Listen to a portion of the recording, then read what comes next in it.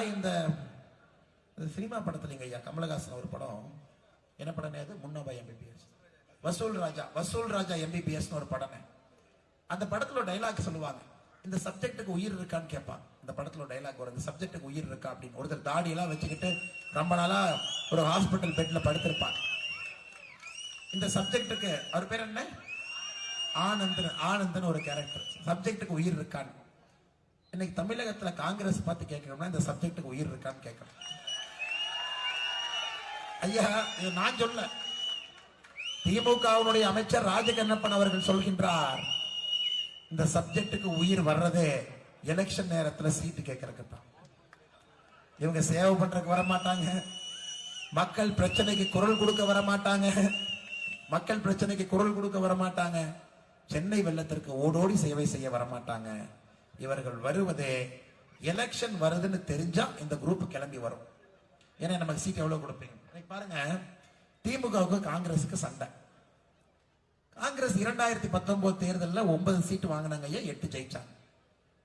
இப்ப காங்கிரஸ்காரன் கேட்கிறான், கட்சி வளர்ந்துருச்சு 12 சீட்டு வேணும்னு. இந்த டிராமாவை, இந்த காமெடி எங்கேயாச்சும் பார்த்துருக்கீங்களாங்க ஐயா?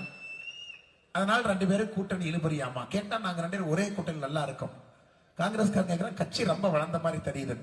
இது அந்த ஒரு வடிவேல் படத்துல இருக்குங்க ஐயா, ஒருத்தர் வண்டி ஓட்டிட்டு போவார்.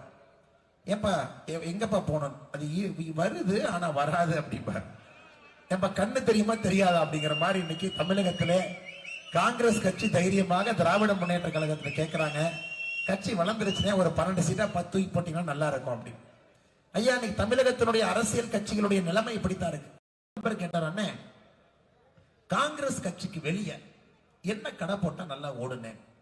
இப்ப பாரதிய ஜனதா கட்சிக்கு வெளியே பஜ்ஜி கடை போட்டா நல்லா ஓடும். நிறைய தொண்டர்கள், தலைவர்கள் மாற்று கட்சியிலிருந்து வந்து தினம் இணைஞ்சுக்கிட்டே இருக்கிறாங்க.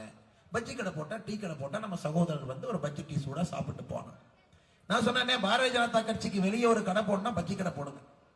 காங்கிரஸ் கட்சி எதிரே ஒரு கடை போட வேண்டும் என்றால் வேட்டி சட்டை கடை போடுங்க. நான் அவர் வந்துட்டு என்னன்னே முட்டாளா இருக்கிற நீ அதை இதை படிச்சிருக்கிற, அதை படிச்சிருக்கிற, வேட்டி சட்டை எல்லாம் ஒரு கட்சி ஆபீஸ் வெளியே போட்டா எப்படி வரும்போதே வெள்ளை வேட்டி வெள்ளை சட்டை போட்டு வருவான், எப்படி என் கடைக்கு வந்து வாங்குவான். நான் சொன்ன, தலைவா, உள்ள போகும்போது வெள்ளை வேட்டி வெள்ளை சட்டை போட்டு போவாங்க, ஆனா வெளியே வரும்போது சட்டை வேட்டி கிழிஞ்சு வெளியே வருவாங்க. அதான் சத்தியமூர்த்தி பவனுடைய மகிமை.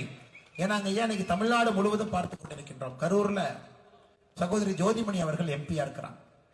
அங்க காங்கிரஸ் கட்சி ஒரு தீர்மானம் போடுறாங்க, ஜோதிமணி அவங்களுக்கு சீட்டு கொடுக்க கூடாது, திமுக சீட்டு கொடுக்கணும். என்னைய நிலைமை இப்படி ஆகி போச்சு. காங்கிரஸ் கட்சி தீர்மானம் போட்டு அவருடைய சொந்த எம்பிக்கு சீட்டு வேண்டாம், திராவிட முன்னேற்ற கழகத்துக்கு சீட்டு கொடுக்கணும்.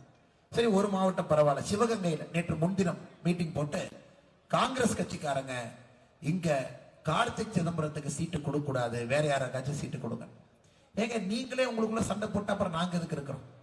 அரசியல் கட்சி நாம்